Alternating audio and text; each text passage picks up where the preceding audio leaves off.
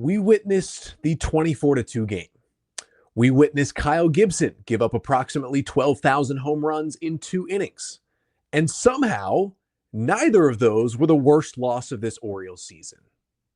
This one was.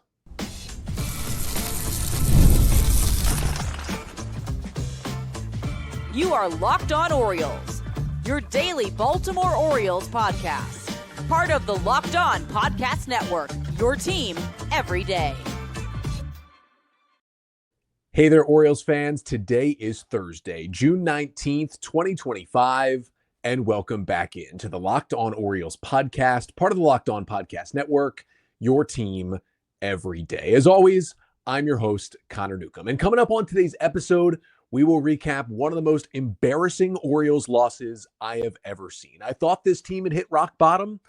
I think we saw it, actually, in Tampa Bay on Wednesday night. I will give you the 5 things you need to know from the 12-8 loss to the Rays of the Orioles. Blew a historic early lead and looked like a team that's about ready to roll over here in 2025. We'll chat about a disappointing return to the big leagues for Trevor Rogers, the Orioles' big inning, the bullpen collapse, and everything in between, plus what they'll need to do with this bullpen and roster moves tomorrow, and finally some very sad and heartbreaking news to chat about coming out of Birdland. But that's all coming up on this episode of the Locked On Orioles podcast, which is brought to you by Game Time. Download the Game Time app, create an account, and use code LOCKEDONMLB for $20 off your first purchase. So as much as I didn't want to do today's episode after the nightmare that was Wednesday night in Tampa Bay, we've got a show to do. I like to talk about every game, all 162 that the Orioles play, even when they're this bad. I recapped the Orioles' 24-2 loss to the Reds. I recapped the game where Kyle Gibson had maybe the worst start you've ever seen in Major League history. And as I said at the top, I think this was worse. I am more upset. I am more furious. I am more deflated. All of those things than I was after any of those games. And maybe it's because the Orioles had been 10-5 so far in the month of June. They were playing their best baseball. They were giving us some hope. And maybe it's because those 2 games I just mentioned, they were over 2 innings in. Whereas this one felt that way, except in favor of the Orioles. But we will talk about it. As the Orioles lose 12-8 to the Tampa Bay Rays on Wednesday night, game 3 of a 4-game set. They've dropped 2 out of 3, and they're now 31-42 on the season. But this is not your run-of-the-mill loss. This is one of the worst losses you are ever going to see. And I'm going to get you the 5 things you need to know from this loss. The first thing you need to know is the Orioles offense jumped all over Taj Bradley in this one, scoring 8 runs in the top of the second inning to get an 8-0 lead against the Rays' young starting pitcher. The 8 runs in the second, the biggest inning for the Orioles since March 30th of 2024, the second game of last season at Camden Yards. They scored 9 runs in the 6th inning in a win over the Angels. It has been well over a year since they have done anything like that. And it started off well. Ryan O'Hearn walks and Gary Sanchez singles to start the inning. And then Colton Cowser with a 3-run homer off a splitter after he homered to give the Orioles the lead on Tuesday. He did it again on Wednesday. Now, the splitter location was terrible from Taj Bradley. It was up in the zone and away, and Cowser smacked it into right center field. But Colton Cowser just struggles so much with that pitch. That is just his second career home run. He's been in the big league since 2023. Second career homer against what Baseball Savant and StatCast would categorize as an off-speed pitch. That is either a splitter or a changeup. So righties have been throwing that pitch to Cowser for 3 years, and he really hasn't figured out how to hit it. But that was a good sign. Even though it was a terrible splitter, it was a splitter nonetheless, and he hit it out. The only other time he's done it was actually against the Rays back at the Trop in August of last year. Hit a leadoff home run on a splitter off of Zach Littell. Then Cedric Mullins smoked a low fastball for a solo homer that made it 4-0. Then we saw a Jackson Holiday single. Jordan Westburg got on an error. Gunnar Henderson delivered an RBI single to make it 5-0. And Jordan Westburg, who looked dead to rights on that Gunnar single, is going to be thrown out at third for the second out of the inning, had an incredible Houdini-like swing slide to avoid the tag and dive in safely to third base to keep the rally going. Just an unreal magic act. It was every single thing was going right for the Orioles early in this game, and it continued because the Rays went to the bullpen. They pulled Taj Bradley after an inning and a third. They went to the sidewinding righty Kevin Kelly out of the bullpen, and immediately Ramon Laureano caps off the rally with the most Mickey Mouse home run of the week so far at this Mickey Mouse ballpark. A low line drive to right field that somehow snuck just over the wall for a 3-run homer to put the Orioles up 8-0. Another home run this week that, according to StatCast, would only be a home run at George Steinbrenner Field. None of the other ballparks being played in by Major League Baseball this year would that get out, but it's somehow that low screaming liner snuck out off the bat of Ramon Laureano. And here is a stat that Kevin Brown mentioned in passing on the broadcast on Wednesday, but kind of blew my mind. Now, this was after the home run, so his slugging percentage has gone down slightly since then. But live standings after Laureano hit that home run. This is the slugging percentage leaderboard for American League outfielders with at least 140 plate appearances on the year. So basically, mostly regulars and everyday players. Aaron Judge, obviously number one with a 740 slugging percentage.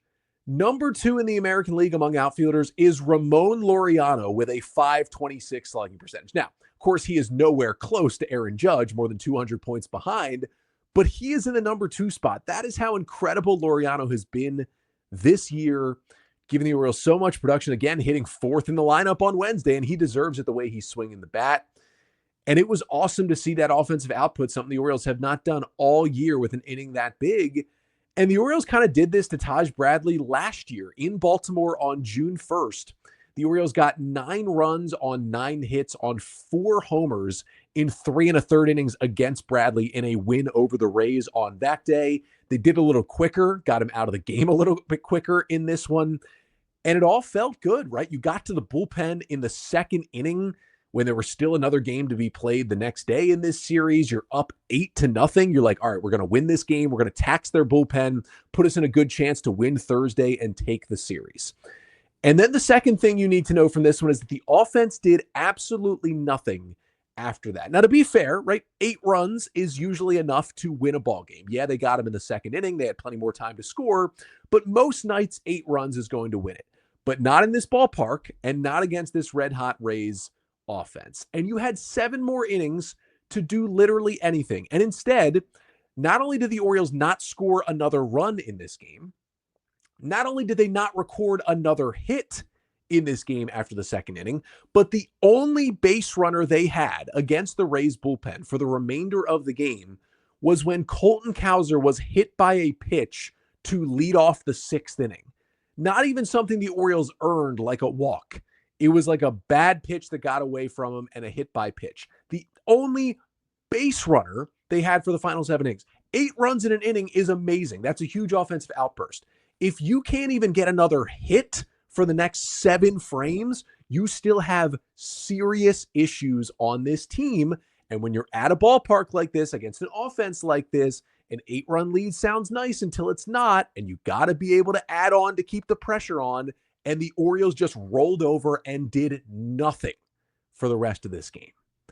Third thing you need to know from this one, Trevor Rogers returned to the rotation with the Orioles placing Cade Povich on the injured list earlier this week. We kind of knew it was going to be Rogers taking his spot, and that is the roster move that the Orioles did make, and then optioning Grant Wolfram down to AAA to open a spot on the active roster. And Rogers, who had that amazing start, 6 1/3 scoreless innings in late May in Boston, and then was sent down to AAA to make 3 more starts down there. That was in some ways the same pitcher and in some ways not. Because when you get an 8-0 lead in the 2nd inning, you need better than this. And stuff-wise, Rogers looked the same, especially in the great first inning when he threw up the 0. Like, his fastball sat 94. Both the sinker and the 4-seamer were up to 96. That was the huge velo bump we saw in Boston. He flashed some good slider command. He threw some solid changeups. He had 10 swings and misses overall. I thought the stuff looked pretty much just as good as it did in Boston. And that, I think, is the big positive to take out of this Rogers start. The big negative is he puts up a 0 in the first. The Orioles score 8 runs in the top of the second. Rogers sits for like 30 minutes, and he just never recovered. He lost all his command in the second inning, walked the 8 and 9 batters, somehow on a 3-2 pitch, got a fly out with the bases loaded and 2 outs, stranded them loaded in the second, still put up a 0 to keep it 8-0. Pitch count got way up. He threw like 40 pitches in that second inning, still put up a 0, but I think that was the worst inning I've ever seen thrown where you still put up a 0 by a pitcher. So he comes back out there bottom of the third. His pitch count's already elevated into the 60s, and he just continued to lose it in the third inning. Gives up a leadoff walk, a couple of more hits, and Rogers is out of there after just 2 1/3 innings of work on 71 pitches. His final line, 2 1/3, 5 hits, 3 runs, 4 Ks, 3 walks, just 4 hard hit balls against him. But he couldn't find the strike zone consistently. Now, some of this was the home plate umpire. Shane Leibensparger, who was back behind the plate, that was by far the smallest strike zone I've seen by any umpire in an Orioles game this season and for a while. I mean, Rogers got absolutely screwed. Now, he didn't help himself either. I am certainly not putting all of this on the umpire, but there were 7 pitches, 7 out of 71, 7 pitches in less than 3 innings that Trevor Rogers threw on Wednesday night that landed inside the rulebook strike zone, and that Leibensparger called balls, and many of them completely changed at-bats for Rogers against some of those Rays hitters. Now, Rogers also sprayed some pitches, and again, when you are up 8-0, you have to adjust. I would complain more about this if it was, a 2-1 game and Rogers was getting crazy squeezed. And it's like, these are the marginal pitches you need to hold that kind of lead, and you're going to continue to throw for the corners. When you are up 8-0 in the second inning, I'm fine pitching for the corners. That's how he was so good in Boston a couple of weeks ago. And okay, you're in the second inning. You start to realize, hey, his strike zone is tiny. I am not getting these calls. You need to adjust. You need to throw some more pitches in the middle of the plate. And it's okay if you give up a few runs along the way, as long as you complete 5 or 6 innings, keep the larger lead, eat some innings, give it an easy time for your bullpen when you have an 8-0 lead, and help your team to a victory. When you go up 8-0 in the second and you're in the middle of a stretch of 16 games in 16 days without an off day, you cannot record only 7 outs and be so bad you have to be pulled out of the game. You just can't do it. And I'm not blaming Tony Mansolino for pulling him too early. You might say, Connor, he was only at 71 pitches. Surely he could have gotten through this. Well, it was already 8-3 at that point. There was a bunch of traffic, and the Orioles had their long man and Scott Bluette at least rested and ready to go. And Bluette has pitched well. I think Mansolino thought, hey, Bluette can get us through the 5th. We can go to our really good bullpen and we can still win this game, because Rogers he didn't have it. The command was getting worse and worse as the game went on. He was starting to throw more strikes, but then the Rays were jumping on him and actually hitting him in that third inning. It was all going downhill for Rogers. And at the end of the day, yeah, he got squeezed and the stuff was good. But at 8-0, you got to attack the zone more. And I think the stuff was good enough and the zone was weird enough that Rogers is going to stay in this rotation, at least make 2 more starts until potentially Cade Povich is ready to come back. It'll probably be against the Rangers and the Rays at home next week. And then we'll kind of reevaluate from there. And again, there were positives because the stuff still looks so good. But that's just, feel for the game and feel to pitch when you are up 8-0 has got to be better than that. Unfortunately, that is somewhat what killed the O's, because again, when you have to come out after 2 1/3, you put a lot of pressure on your bullpen. But Trevor Rogers wasn't what fully killed the Orioles in this game, because the fourth thing you need to know is this Oriole bullpen, which has been nails lately, came in and immediately gave up the lead and just completely melted down. The O's went to Scott Bluette, who's kind of serving as their long man right now. He gave them 2 2/3 innings as the opener on Sunday, but he hadn't pitched since then, so he was rested enough to give the O's a couple of innings. And the goal was, hey, Scott, can you get us 2 2/3 again? That'll get us through 5 innings. Maybe if you give up a run or 2, it's okay, but keep us in the lead. We'll turn it over to the bullpen. Instead, he wasn't very good either. He got out of that third inning for Rogers to keep it 8-3, but he ran into trouble in the 4th, gave up a run on 3 hits, and then I mean, the final out of the fourth inning was a 393-foot fly ball to the wall in center that Mullins caught to end the inning. It was like inches away from a 3-run homer to make an 8-7 game. So at that point, Blewett had thrown 32 pitches. He did not have good command. It was the right move by Mancelino to pull him and say, all right, we're up 8-4. It's the fifth inning. Our bullpen is not crazy well rested, but also not crazy taxed. We're in a solid spot with the pen. They've been great. Let's just go to our high leverage guys and try and lock down this lead. So they go to Yennier Cano in the fifth inning with an 8-4 lead, and he has a full-blown meltdown. Cano, who retired 2 of the first 3 hitters, like he had a runner on first with 2 outs in an 8-4 game. Then he goes RBI triple, RBI single, pinch hit 2-run homer by Brandon Lown. All of a sudden, it's 8-8, and Cano can't even finish the inning. Mancelino pulls him and goes to Seranthony Dominguez, who gets the final out to keep it 8-8. Like, Cano had only given up 4+ earned runs in a game twice before this in his big league career. They were both in 2022. One was early in the year with the Twins. He gave up 5 runs. That was before he was traded to the Orioles at the 2022 deadline. And then the other one was kind of that infamous appearance by Cano when the Orioles kind of called him up late in the year. The season was kind of unraveling on them a bit. And he gave up 7 runs in an inning and 2/3 in relief back on September 10th of 2022. And we were like, who in the world is this guy that came over in the Jorge Lopez deal? Well, then, of course, he came back to the bigs in 2023, was lights out, was an all-star, and it's kind of history from there. He hadn't given up 4 runs in an inning since that first year in the big leagues 3 years ago. Just a complete disaster. Seranthony Dominguez, to give him credit, did go an inning and a third scoreless in this one, but he needed Ramon Laureano to throw out a runner at the plate and then Gary Sanchez to throw out a runner stealing second to get 2 of those 4 outs just to put up the 0. And then Andrew Kittredge comes in the 7th in an 8-8 game, and he just has a disaster outing as well. He gives up 4 runs in the 7th for the dagger. He's only given up 4+ earned runs twice in his career. He gave up 4 and 6 runs in 2 outings. Both were back in 2018 when he was pitching for this Rays team early in his big league career. So he hadn't done that in 7 years, and he does it now. It was just, you could feel it coming on. Maybe not when Rogers left the game, because Blewett did come in and kind of settle things down in the 3rd. But I think when Blewett got into trouble in the 4th and it became 8-4 and it was very close to be 8-7, that's when you just felt like the whole momentum of this game had shifted. And it was only the 4th inning after it was 8-0 in the 2nd. And you could just tell this could be, didn't have to be, but could be one of those games where it just all snowballs on you and nothing else goes right.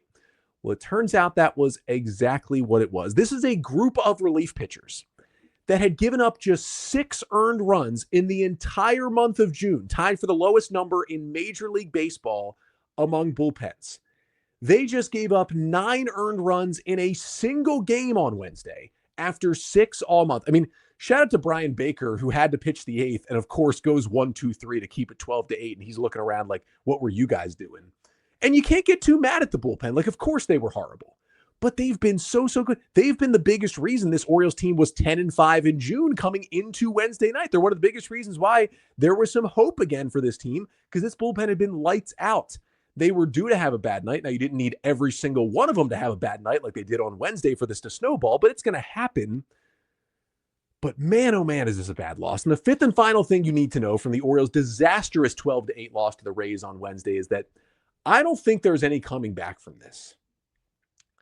This is tied for the largest blown lead, I believe, in Orioles history since 1954. June 27th of 1956, they had a 9-1 lead in the 4th at Cleveland and lost the game. And then April 28th of 2017, you may remember this one. The Orioles had a 9-1 lead in the 6th inning at Yankee Stadium and blew that lead and lost as well. So the 8-run lead they've blown, I believe, does tie a franchise record, at least from this current version of the Orioles that began in 1954. Now, if this team was 41-31 coming into this game, you're upset, you're disappointed, but you chalk it up to a bad day, you recover, you're still a good baseball team, you go out there the next day and try and win a ball game and get a split in this series. But instead, they are 31-41. And even with the better baseball they've played lately, they're still 10 games under 500. And when you have dug yourself this big a hole, you need everything to go your way to get back in it. And when you get an 8-0 lead in the second inning of a game against a team that you are chasing down in the wild card and in your division on their home field in a big 4-game series, you just have to win the game, plain and simple. Doesn't matter how you do it. Even if you blow the lead and then you score again late and you win 10-9, doesn't matter. You just have to find a way to win that game. And they very much did not do that. I just think there's no coming back from this. Again, if they were 41-31 and have a different tone, but they've already dug this giant hole, you can't have things like this happen to you. When you are so horrible early in the year, you just don't leave yourself room. And in a 162-game season, you're going to have bad losses. You're going to have embarrassing losses. When you play well, generally, you leave yourself a buffer to take these losses. When you're this bad early in the year and you're trying to dig out of it, you don't leave any room for something like this. And again, it's still not even halfway through the year. We're still at June 19th. There is still time. But if the Orioles were able to turn this around after this, I would be shocked. I feel like this, even on June 18th, could be the nail in the coffin of this just disappointing season. Culminates with this just disgusting, embarrassing loss by the Orioles. And that was the longest first segment of the year, I think, on the podcast. But man, oh man, was that game something. Let it out, people. Let it out in the YouTube comments right now. Like, comment, and subscribe. Just let it rip. You got this, the safe space to let it rip after that one, because that was disgusting. And unfortunately, they got to play another ball game in that same ballpark tonight. They don't have a lot of pitching left. How are they going to get through it? Probably going to have to make a roster move. We'll talk about what it could be coming up next. But first, this episode of the Locked On Orioles podcast is brought to you by Trade Coffee. Let's be real. Coffee isn't just a drink. It's a ritual, a lifeline, the thing that gets you from half asleep to fully functioning. And if it's that essential, why settle for anything less than amazing? That is where Trade Coffee comes in. Trade is the #1 coffee destination in the U.S., delivering fresh, incredible coffee from over 50 of the country's top roasters. Whether you're a cold brew fan or a pour-over purist, they've got a roast that you will love. And I think the best thing about Trade is their prices. They're comparable to grocery store brands, right? Sometimes, you're ordering stuff online. You feel like, oh, there's going to be so much more priciness to this. No. Like, you walk in the grocery store, you're going to get the similar prices to your Trade coffee, but the flavor is on a whole different level. And right now, Trade is exclusively offering our customers 50% off your 1-month trial at drinktrade.com/lockedonmlb. That's drinktrade, TRADE.com/lockedonmlb for 50% off your 1-month trial. One more time, that is drinktrade.com/lockedonmlb. So an embarrassing loss for the Orioles where they had to use a lot of pitchers on Wednesday night. Specifically, they used 6 of them, Trevor Rogers, and 5 relievers. And 3 of those relievers, Scott Bluett, 32 pitches, Yennier Cano, 25 pitches, Andrew Kittredge, 28 pitches, probably not going to be available on Thursday night. The Orioles will still have enough bullpen if they get a good start from Charlie Morton to be able to get through that game. But again, they're in a stretch of 16 games in 16 days. They don't have another off day until next Thursday. So they got to look at the long term here. Their bullpen, which has been so great in June, of course, just had a meltdown. It does happen on Wednesday night. They need a fresh arm, I think. They could maybe squeak by without one. There's a chance they don't, but I really think they need a fresh arm to not just get through Thursday, but get through the rest of this week and weekend in New York against the Yankees. And I think you have, in terms of players to take off the roster, you have 4 options. The first would be, you could option Trevor Rogers back down to AAA Norfolk, get a fresh bullpen arm here for the next 4 days, and then call up somebody else to start when Rogers' turn would be back up, which I believe would be Monday at home against the Rangers. Unfortunately, because of the rule, when you option a pitcher, he has to stay in AAA for 15 days, you would need to find another starting pitcher for the next 2 trips around. It'd have to be someone like Chase McDermott or Kyle Tyler. I'm not sure Brandon Young is kind of fully healthy and ready to go back in the big leagues yet. And McDermott's had his struggles recently. I don't know if you want to go to Kyle Tyler that you just claimed on waivers over the weekend as a starter right now. And again, even though Rogers wasn't very good, the stuff looks good. I think he deserves a runway to get some starts here. I don't think they're optioning Trevor Rogers. You could option Keegan Aiken. He has options, although he didn't pitch on Wednesday, so he'd be one of your main relievers available out of the pen Thursday.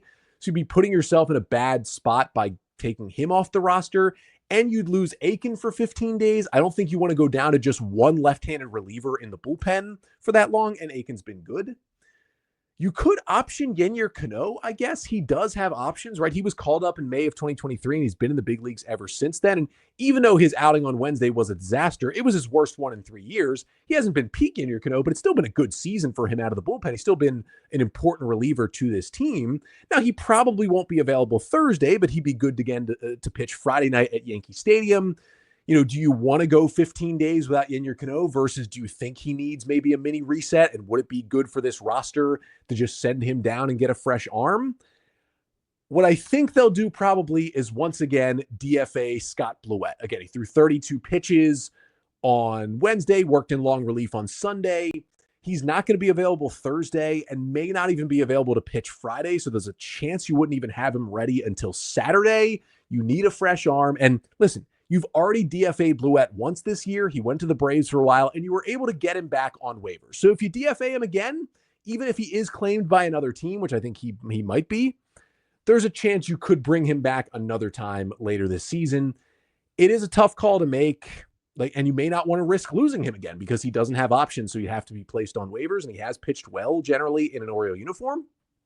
But it's a tough break for Blewett, but that's kind of business. I do think there's a pretty good chance they would DFA him. Now, if you do, there are a couple of options in AAA. Yarmil Geraldo, who pitched that one game for the Orioles earlier this season, he pitched in AAA on Tuesday, but got off Wednesday, hadn't pitched before that on Friday, so he is rested. He's already on the 40-man. He could come up. Matt Bowman, I don't actually know the rules on this. So the general rules are when you are optioned to AAA, you got to wait 15 days before coming back. Matt Bowman was DFA'd and then outrighted back to AAA Norfolk. That was back about 9 days ago.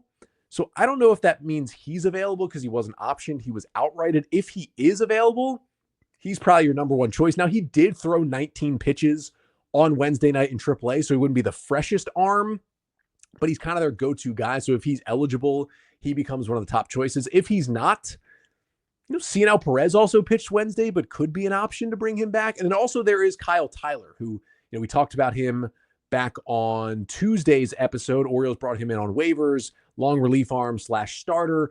I don't know if he's reported in Norfolk yet. I know he hasn't pitched in a game for the Tides yet. He probably was going to join their rotation. But if the Orioles feel like they need some length, and he is a guy with minor league options, they could call up Tyler. But my guess would be DFA Blewett and get Yarmil Geraldo because it's been more than 15 days since he was sent down back into the bullpen to just get a fresh arm for Thursday or Friday. And then you kind of go from there to mix and match this bullpen to get you through the next couple of days. But yeah, not a spot they thought they'd be in, but here they are. And we'll see what they do on Thursday if they do feel like they need a fresh arm. One more topic to get to, kind of a tough time, but very, very tragic news coming out of the Orioles system, the death of one of their minor league players. Wanted to talk about it briefly here at the end of the show. That is coming up next. But first, this episode of the Locked On Orioles podcast is also brought to you by Game Time. If you ever decide at the last minute to head to a ball game with friends or family, maybe it's game day and you suddenly realize you want to be in the stands. Well, that's exactly where Game Time comes in. It's the easiest way to grab last minute tickets without the stress. With the money you save on tickets, you can splurge on food, drinks, merch, or even invite a bigger group to come with you. Game Time makes it possible. And Game Time makes buying tickets fast and simple. Prices on the app actually drop the closer you get to first pitch. And they've got incredible last-minute deals, clear seat views, and a lowest price guarantee that takes the worry out of buying. In Game Time, they've got last-minute tickets like zone deals and big savings like 10% off exclusive zone deals for FIFA World Cup matchups, as that gets a lot closer than you think to that World Cup being here in the U.S. So take the guesswork out of buying tickets with Game Time. Download the Game Time app, create an account, and use code LOCKEDONMLB for $20 off your first purchase. Terms apply. Again, create an account and redeem code LOCKEDONMLB. That is LOCKEDONMLB for $20 off. Download the Game Time app today. Last minute tickets, lowest price, guaranteed. So the last thing I did want to talk about here on today's episode, a little trigger warning for this one, is just death and accidental death and just really some bad, concerning, just heartbreaking stuff coming out of the Orioles system this week. The death of Luis Guevara, who was a prospect in the Orioles system. 2023 international signing out of Venezuela, 19-year-old switch-hitting shortstop, good defenders, and bat-to-ball skills, mostly spent his year in low-A Delmarva this season. We had initially heard earlier this week that there was a jet ski accident down in Sarasota on Sunday night that involved some FCL Orioles players, the FCL, kind of the rookie ball league that plays down there in Sarasota during the season. Some of the youngest prospects. It is the top, or I should say first level you get to when you get to the U.S., to play professional baseball in the Orioles system. And the O's had announced they were canceling the FCL games on both Monday and Tuesday. And then on Tuesday, the Orioles sent out a press release and announced the death of Luis Guevara, saying that he had passed away. And just such a sad thing to learn. And the thoughts go out, obviously, to Luis's friends and family and everyone down there with the FCL Orioles. But then, more of the report comes out. We get more reporting on Wednesday. Andy Kuska had a kind of a detailed report and story in the Baltimore Banner on Wednesday that truly, like, if you want to know more, I would recommend reading it, but it is definitely hard to read to learn of the other details. We did know that there were other FCL Orioles players at least involved in the incident. And what we did learn, at least what Andy reports in his story in the Banner, is that there were 4 people involved basically on 2 jet skis. And essentially, again, I'll leave the more gruesome details to Andy's story and the reporting there. But it seems like Luis Guevara and a friend, the one person of the 4 who seems to have not been kind of, connected to the Orioles in any way, but was there with them, were on one jet ski, while Orioles prospects Miguel Rodriguez and Jesus Palacios, who were both in the FCL, were on another one and were also involved. And it seems like Miguel and Jesus lost control of their jet ski, kind of abandoned it, jumped into the water.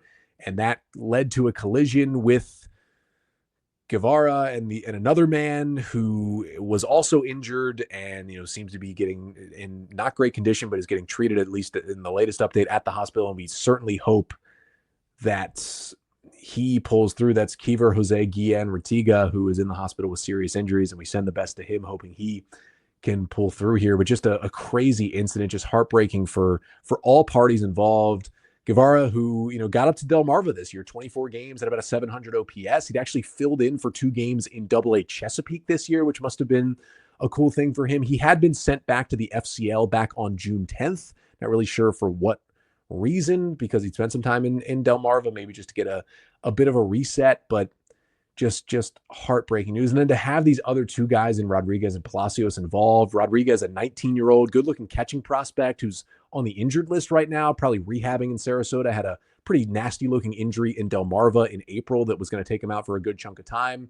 And then Palacios, a 20-year-old right-hander who's been in the FCL, kind of struggled some this year, but both guys with some promise and some prospect standing in this organization, who it seemed like they were not hurt in the incident, seemed to be okay, which is obviously good news. But for them to be involved in any way is just heartbreaking for them and their families to have to, just live with seeing that moment as well. And we hope the other 3 did, in fact, make it out okay, and that, Kiever Jose Guillen is able to pull through as well. But just such a sad, heartbreaking situation all around. Again, thoughts go to the family of Luis Guevara, the Orioles family down there, the FCL Orioles players, all the guys in the minor league system who have talked about it, who have played with Luis over the past couple of years since he signed. Just nothing you ever want to be talking about on a baseball podcast, to have a death of a player during the season. But just, again, thoughts go out to his family. Just heartbreaking news. And it puts things into perspective that you kind of never know what's coming next. And that is that was some tough news to read about and to talk about, really. But just heartbreaking stuff in the Orioles system. If there's anything that comes out, kind of ways to help Luis's family, I will certainly make sure to share that information if you'd like to help out on future podcasts, if we get any of that coming from the family or the Orioles system or whatever it may be. But that'll do it for today's episode. The Orioles, they do play another baseball game tonight. It is another 7:35 start on Masson 2. Charlie Morton gets the ball for the Orioles. Drew Rasmussen, who's been great for the Rays this year, 2.55 ERA in 14 starts.